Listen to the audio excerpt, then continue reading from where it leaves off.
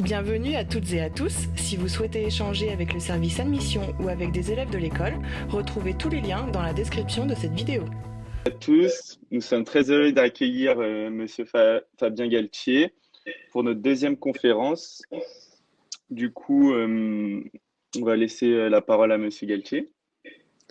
Bonjour Elliot, merci pour ton accueil, bonjour à tous.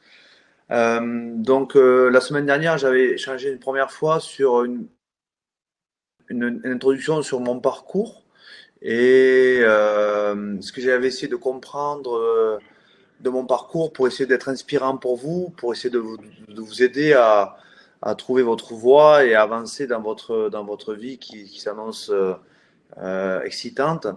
Et donc l'idée c'était que, je reviens un peu là-dessus, c'était la passion.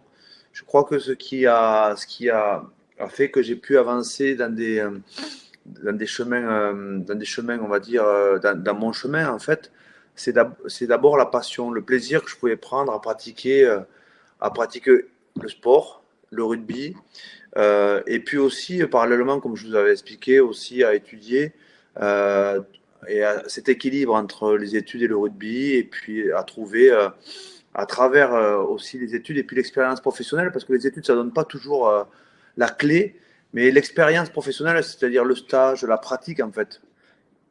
Il y a la théorie puis la pratique permet parfois d'identifier des choses que vous n'aviez pas prévues, qu'on vous avait pas dit, qui n'existaient pas et qui vous inspirent. Moi, le métier que je fais, donc aujourd'hui, entraîneur d'une équipe, ça n'existait pas. Le rugby était un sport amateur, donc le conseiller d'orientation ne m'a jamais proposé un jour de devenir entraîneur de rugby. Il m'avait dit peut-être vous aimez le sport, ce serait peut-être prof de gym. Et encore que dans mon lycée, ce qui est un lycée plutôt élitiste à Toulouse, on préparait plutôt les élèves à faire maths sup, maths spé et des grandes études. Et quand tu faisais pas maths sup et maths spé des grandes études, ça voulait dire que ça allait pas. Et en fait, je crois pas. Je crois on peut trouver à travers ses expériences propres, ses passions, ses hobbies, ses loisirs, des axes pour aller plus loin et sans le savoir en faire des métiers. Donc aujourd'hui, je suis entraîneur d'une équipe de rugby, qui est l'équipe de France, bien sûr, mais avant ça, je suis devenu joueur de rugby professionnel. Ça ne l'était pas quand j'ai commencé à jouer, ça l'est devenu quand j'avais 26 ans. Donc ça, c'est étonnant. Pareil, c'était pas prévu. Et surtout, culturellement, par exemple, dans ma famille, comme le sport professionnel était nouveau, on va dire, c'était pas envisageable, quoi. Donc j'avais une pression de mon environnement qui disait, il faut faire ci, il faut faire ça, il faut faire ci, il faut faire ça. Ok, très bien. Mais bon, j'ai trouvé d'autres voies. Parallèlement aussi, ce que je vous disais, c'est que je travaille dans les organisations chez Capgemini. Donc ça aussi, c'est parallèle, petit à petit. J'ai travaillé dans la finance. Bon, ok, c'était intéressant, mais ça ne me passionnait pas. Après, j'ai travaillé dans les droits du sport. Ça, c'était pas mal parce que ça aussi, ça n'existait pas. Puisque les droits du sport chez Avasport, par exemple, se sont développés, ou chez ASO, je ne sais pas si vous connaissez ces sociétés, se sont développées, ou ISL par exemple, en même temps que le sport s'est développé. En ce moment, on parle beaucoup de l'achat des droits du football français, par exemple, de la Première Ligue. C'est vachement intéressant parce qu'en fait, ce sont des éléments de contexte. La Première Ligue avait vendu pour plus de saison à une société qui s'appelle Mediapro. Mediapro est en faillite et ne peut pas payer des droits.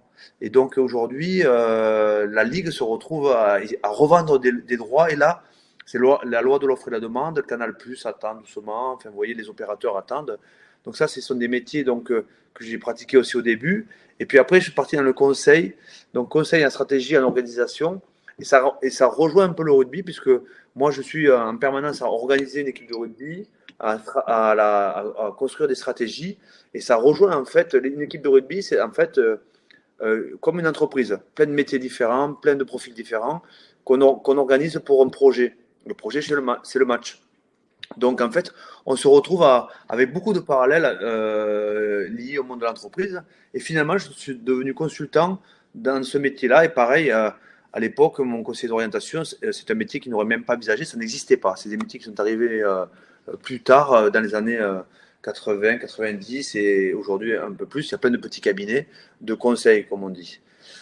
Donc voilà, donc l'idée c'est de essayer de vous inspirer en vous disant vous avez vous autour de vous, si vous êtes bien attentif, plein de petites voix, plein de petits signaux faibles que vous n'avez peut-être pas remarqués, qui peuvent vous amener à prendre du plaisir d'abord, à développer des compétences et à vous passionner.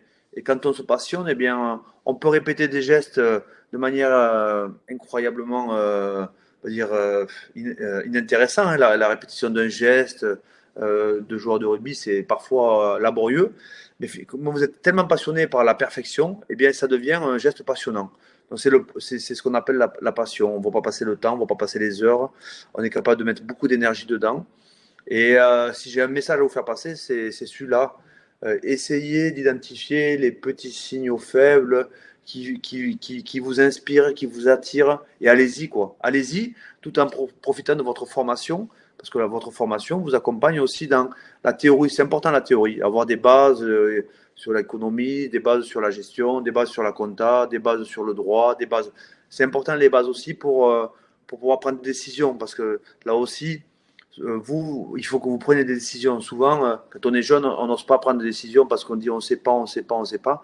Et en fait, j'ai remarqué que souvent, ceux qui arrivaient à déclencher en fait des parcours de vie intéressants, des parcours de passion, hein, à travers la recherche de métier ou la formation, c'est les enfants qui prennent des décisions. Ils y vont, en fait, qui s'engagent. Je pense que moi, ce que j'ai envie de vous dire aussi, c'est de vous engager. Engagez-vous dans un projet. Par exemple, c'est le projet, les bureaux des élèves, les bureaux du sport, les bureaux. Engagez-vous dans des projets. Ça peut, au départ, ça paraît anodin, mais une association, elle peut créer ensuite derrière des idées. Elle peut créer aussi des business. Elle peut créer aussi des métiers. Donc, quand on a l'habitude de s'engager dans ce que l'on fait, ça peut déboucher sur des choses qu'on ne peut pas imaginer, en fait, qu'on n'a même pas imaginé. Et souvent, les créateurs d'entreprises, c'est des gens qui se sont lancés comme ça, avec des copains jeunes. Et c'est souvent à votre âge, en fait. C'est ça aussi. C'est souvent à 20 ans, on a peur de rien. Et on n'a pas de limite, on ne se fixe pas de limite. Parce qu'on n'a pas accumulé les barrières de la vie qui fait que ça, c'est pas possible. Ça, c'est pas... Et vous avez le potentiel, vous avez un potentiel qui est illimité, en fait, qui est très large, je crois. Et c'est pour ça qu'à votre âge, il ne faut pas hésiter à se lancer, à créer, à réfléchir, à tenter. Et vous allez peut-être tenter 10 fois. Et si vous lisez les histoires de ceux qui ont fait des histoires incroyables de business, ils ont peut-être échoué 10 fois avant de réussir à la 11e fois. Mais l'important, c'est on apprend toujours aussi, on apprend toujours d'une erreur, on apprend toujours d'un échec, on apprend toujours. Alors c'est dur, parfois c'est frustrant, c'est parfois triste, c'est parfois décevant, ça génère des émotions, on va dire des émotions désagréables comme la colère, comme la culpabilité, mais au moins vous avez pris l'initiative, vous avez essayé de faire. Et si j'avais un message à vous faire passer, c'est celui-là, quoi. N'hésitez pas à essayer de faire. Euh, c'est pas, quand on décide et que l'on fait, c'est pas grave de se tromper, mais au moins vous avez essayé. Donc peut-être c'est le message que j'avais envie de partager à l'introduction. Elliot, si tu es d'accord, il nous reste 25 minutes, je te passe la main. Parfait. Du coup, moi, j'ai gardé des questions de la semaine, enfin de vendredi dernier, qui étaient pas, enfin, qui étaient vachement intéressantes. Maintenant, je laisse les autres poser, enfin, les personnes présentes à la conférence poser leurs questions dans le chat. Du coup, j'ai une question de Loïc Mati. C'est le rugby est un sport populaire partout en France, mais les gros clubs sont concentrés sur une certaine région. Comment faire pour le développer dans toutes les régions, le Nord, le Grand Est, etc. Le rugby, c'est vrai que à l'origine, c'est plutôt. Alors, l'histoire du rugby, c'est d'abord les Anglais. C'est d'abord dans le collège qui s'appelait Rugby, un gars qui s'appelait William Webelis qui a pris le ballon lors d'une partie de football dans un collège et qui l'a porté à la main et il a inventé le rugby. En fait c'est l'histoire de ce jeu, soi-disant. Il est d'ailleurs enterré pas loin d'ici, à Menton, à la frontière entre Monaco et l'Italie. Ensuite, ceux qui ont développé le plus le rugby, c'est les étudiants.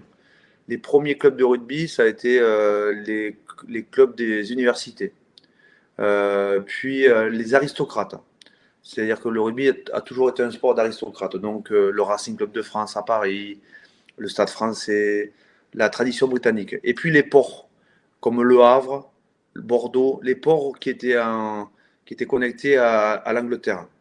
Et donc là, à partir de là, il a fallu pas mal de temps pour que le rugby se développe dans toute la France. C'est pour ça qu'il n'est pas tout à fait déséquilibré, il est essentiellement dans le sud-ouest. D'accord, merci. Euh, Pensez-vous que le rugby et ses valeurs et sa culture vous ont apporté personnellement et professionnellement en dehors du terrain? Attends, 2 secondes, j'ai un appel, je vous reprends de suite. Ouais, Raph.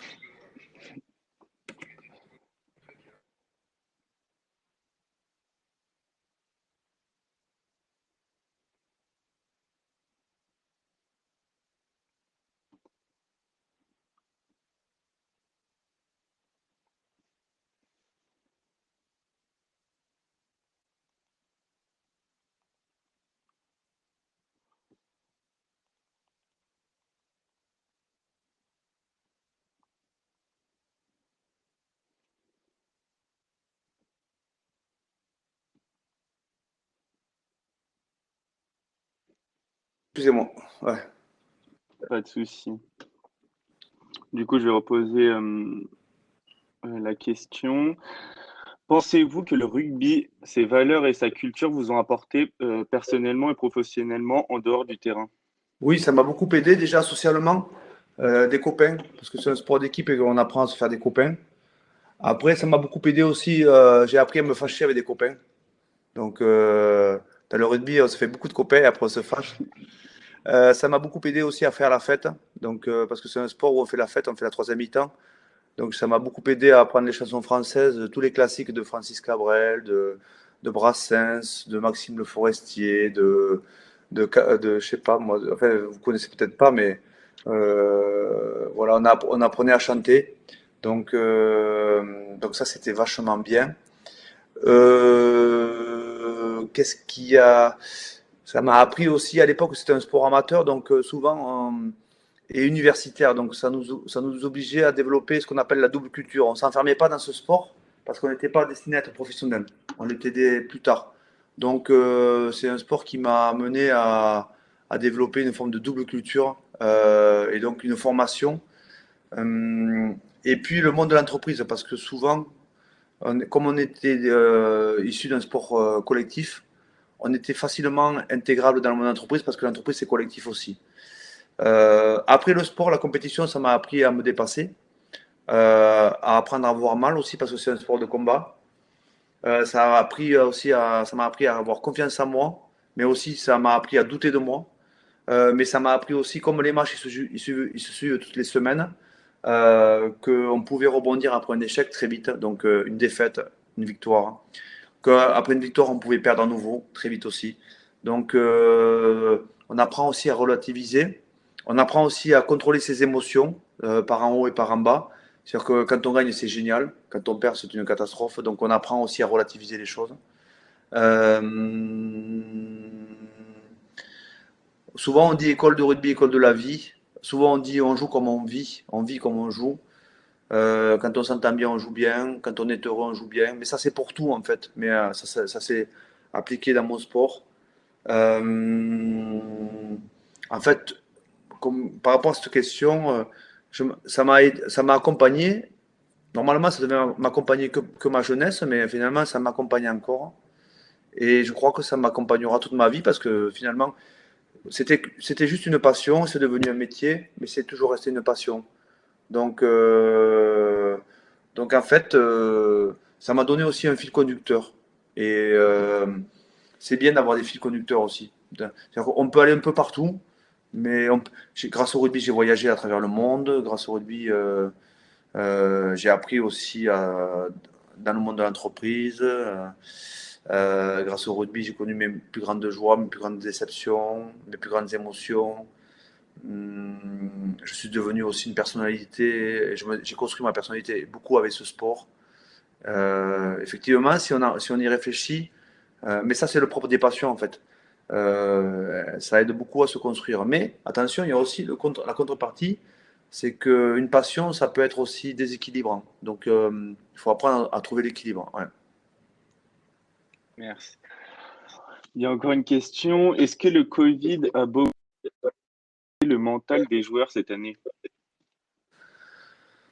Euh, Comparé au mental des Français, j'aime dire on a de la chance parce que le sport professionnel, il peut continuer à jouer. Donc nous, on a continué à jouer.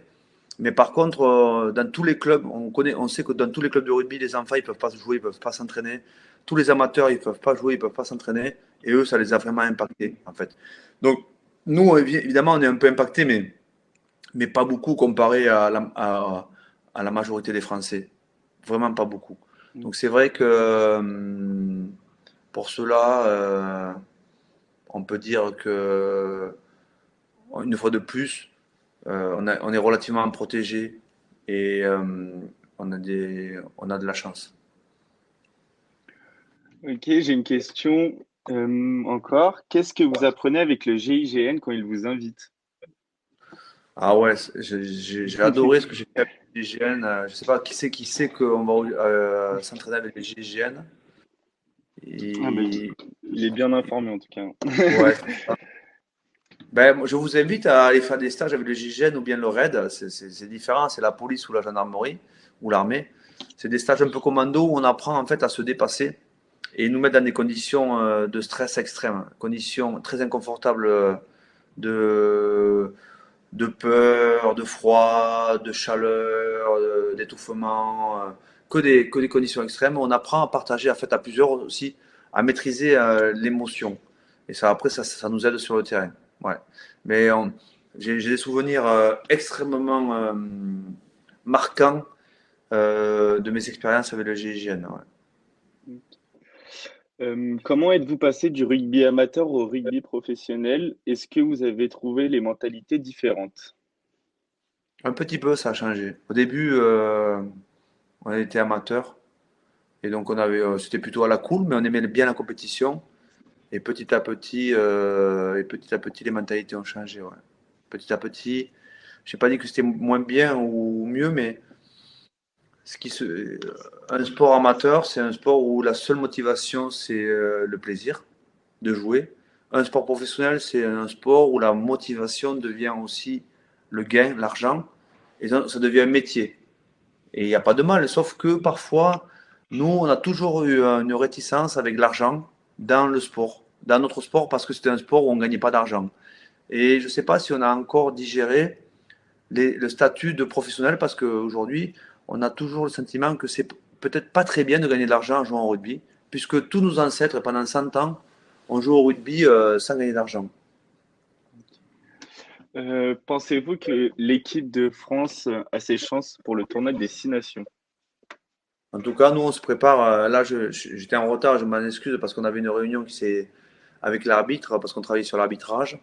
Et nous, on se prépare pour gagner la compétition, oui, tout à fait. On est très optimiste. Il ne faut pas oublier qu'en face, les équipes le sont aussi, hein. On n'est pas les seuls à penser qu'on peut gagner. Il y a 6 équipes, je pense qu'il y a honnêtement 5 équipes qui pensent qu'elles peuvent gagner. Au moins 5. Vous sentez-vous prêt pour le match de samedi? Vos objectifs sont-ils différents de ceux de l'Automne Cup? Si oui, comment? On a une dernière grosse journée demain d'entraînement. À la fin de la journée, on va donner la composition d'équipe aux joueurs. Et c'est un premier cap qui est passé sur la préparation du match. Et après, on a 3 jours, donc jeudi, vendredi, jusqu'au match où on récupère, l'équipe récupère. Mais on se sent prêt, ouais, tout à fait, on se sent prêt. Pensez-vous que le rugby peut encore se développer aujourd'hui? Si oui, sur quel axe? Mais déjà, le rugby est toujours en train de rechercher à développer le nombre de licenciés. Il faut savoir que le rugby est peut-être un sport très populaire, mais pas énormément licencié. On a eu dans les années 2007, Coupe du Monde en France, jusqu'à 700 000 licenciés. Aujourd'hui, on est quasiment à la moitié. On a perdu la moitié des licenciés, 350 000. Pour plusieurs raisons. C'est un sport de combat. Et souvent, les mamans, les familles, elles ont peur pour leurs enfants. Et c'est un premier frein à la pratique de ce jeu parce que c'est un jeu où on se fait mal. On se fait très mal. Et chaque fois, les incidents qui ont été très médiatisés, malheureusement, hein, moi j'ai des copains qui sont morts en jouant au rugby. J'ai des copains qui sont handicapés à cause du rugby. Très peu, très très peu. Mais ça fait partie du jeu. C'est un sport où il y a parfois une violence dans les chocs qui peuvent nous amener à, à avoir des séquelles. Et tout ça, ça fait peur à une partie des gens, ce que je peux comprendre, hein. Et donc, ça limite la pratique. Ça limite la pratique. Le pays où on pratique le plus le rugby, c'est l'Angleterre. D'après les licenciés, c'est plus d'1 million de pratiquants en Angleterre. Une autre question assez intéressante, est-ce que c'est compliqué de manager 30 personnes qui n'ont pas forcément l'habitude de jouer ensemble à l'année? Ben, c'est ce qui est génial. En fait, c'est parce qu'on doit vite créer des repères collectifs. On doit vite créer quelque chose qui va nous permettre de fonctionner ensemble. Donc, il faut aller vite, vite et simplement pour conserver aussi l'énergie pour jouer. Donc, c'est vraiment intéressant, ouais. Vraiment intéressant. Je préfère ce principe. J'ai été entraîneur de club pendant 10 ans et honnêtement, j'ai entraîné 2 ans l'Argentine et je suis dans ma deuxième saison en tant qu'entraîneur d'équipe de France.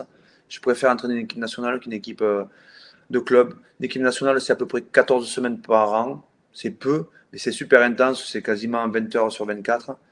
Mais c'est génial. C'est génial. Je dis pas mais, c'est génial. Quel match du tournoi Destination redoutez-vous le plus?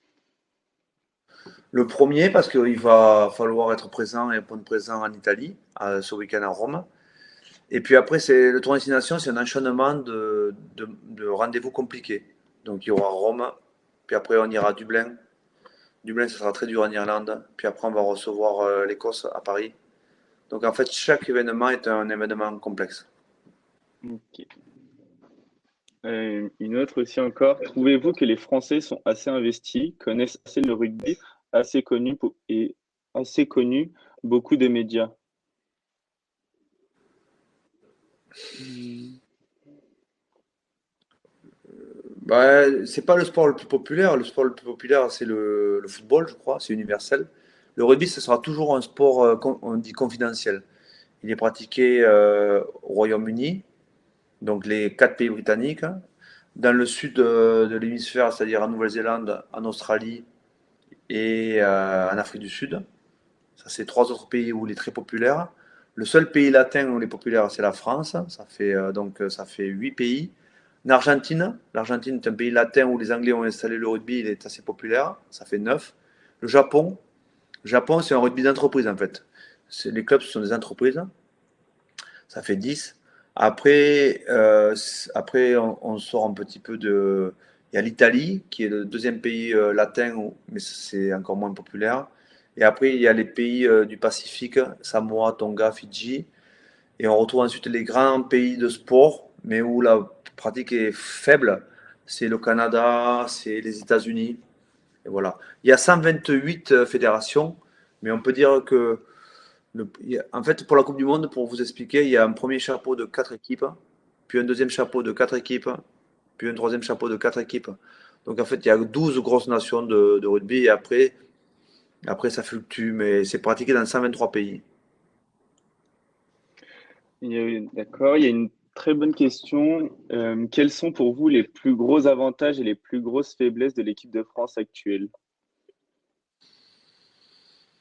Ben, je peux pas vous dire encore, on verra après le tour destination, mais c'est pas mal, on est pas mal, on est pas mal. Ok, Et, l'avantage, c'est qu'on peut progresser. ok, parfait. Euh, je regarde parce qu'il y a plusieurs questions.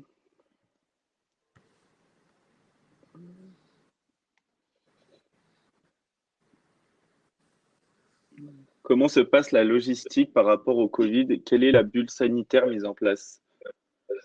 On est isolé, on sort pas de l'hôtel, on prend le bus, on va à l'entraînement, on remonte du terrain d'entraînement où on est isolé, tout est fermé, on rentre au bus. Là, on a fait une sortie sur une île qui était privatisée. En fait, on évite de rencontrer les gens. On est testé 2 fois par semaine. Et quand on se déplace, en fait, on prend un bus qui nous amène sur le tarmac et on voyage de tarmac en tarmac. C'est-à-dire qu'on décolle du Bourget et on atterrit sur, je sais pas où on va aller à Rome ce week-end. Ben là, on va faire un Nice-Rome avec des avions privés en fait. Voilà.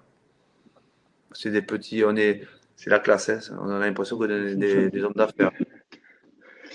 Pensez-vous que cette équipe de France assez récente et jeune est une bonne chose pour la France au tournoi et pour l'avenir du rugby français?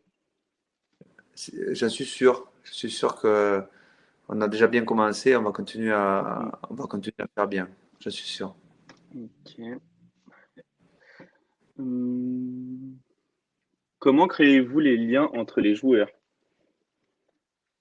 Ben, on vit ensemble et on essaie de créer des dynamiques de groupe à travers les travaux. On les fait participer à tous les travaux, à toutes les constructions. On les fait participer à tout ce que on a par exemple, comme on est enfermé dans un hôtel, on a aménagé le hall de l'hôtel, on a un terrain de pétanque, on a plein de jeux de société style Force 4, des jeux d'équilibre, des jeux comme un peu la fête foraine. Donc on essaie de développer ce qu'on appelle les jeux de société, qui sont des vieux jeux de société en fait. C'est parce que sinon après ils sont comme vous, hein, ils vont sur leur téléphone, ils passent leur temps sur leur téléphone. Mais on essaie de développer l'interaction à travers plein de vieux jeux de société et ça marche vachement bien, vachement bien. Ils sont tout le temps en bas en train de jouer, c'est super. Il est quelle heure? 18h09. On va essayer de faire une dernière question. Hum, je- Quand Ntamak va revenir, sera-t-il toujours le numéro un ou Jalibert commence à être un réel concurrent à son poste et donc peut être le futur numéro un en 10? Ouais, ça va être chaud la concurrence entre les joueurs. Ça va être chaud, mais tant mieux. Plus on a des bons joueurs, plus c'est la concurrence, mieux c'est pour l'équipe. En fait, on essaie d'éviter d'appeler ça la concurrence, on appelle ça l'émulation. On dit que tout ce qui aide l'équipe de France à être meilleure, c'est positif. Donc, évidemment, des bons joueurs qui se challengent pour le poste, c'est dur parce qu'il faut être bon pour jouer, mais c'est bon pour l'équipe. Ok. Hum,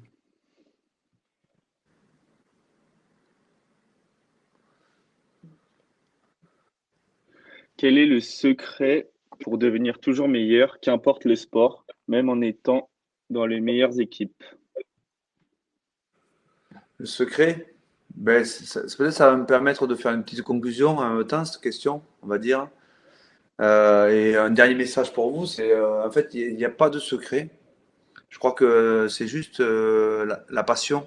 Je reviens en fait au tout début. C'est faire des choses qu'on aime et avoir toujours l'énergie pour les pratiquer. C'est-à-dire que, en fait, ça se fait naturellement quand on aime faire les choses et que les choses que l'on fait, en fait, nous permettent en permanence d'être dans l'action, chercher à progresser, chercher à comprendre, chercher à étudier, chercher à améliorer. Quand on a la chance de faire des choses qui nous permettent de rencontrer aussi des gens avec qui on va pouvoir échanger, collaborer, apprendre, discuter. En fait, le moteur de tout ça, c'est l'activité qui, qui par son intérêt, nous permet d'interagir avec les autres. Et donc, on apprend, on reçoit, on donne, on partage, on prend de l'énergie, on donne de l'énergie. Et comme ça, en fait, on avance. Et on avance sur un chemin. Souvent, on a des buts, mais on dit que le plus important dans un but, dans un objectif, c'est pas tellement le but, c'est le chemin que l'on prend en fait. C'est parce que parfois le but, on n'y va pas, on va ailleurs en fait. On va parfois le dépasser, on va aller plus bas, ou plus à gauche, plus en haut. Et donc ça va faire en sorte que on va s'adapter à, à quelque chose qu'on n'avait pas prévu. Et donc une fois de plus, je pense que le secret, s'il y a un secret, c'est d'aimer ce que l'on fait et de toujours choisir ce que l'on fait parce que ça nous plaît. Ça, c'est le secret. Euh, et s'engager vraiment dedans. Voilà, si ça nous plaît, on s'y engage. Et puis le décider, pas le subir, pas subir les choses, les décider. C'est peut-être ça le secret. Décider que je m'y engage et puis je ne les subis pas et ça donne de l'énergie. Voilà. Peut-être cette question, elle nous permet de conclure nos échanges, Elliot. Parfait. Merci beaucoup, Fabien. Merci On est à très vous. honoré de te recevoir. Et Merci à très vous. bon entraînement, du coup. C'est ça, un entraînement?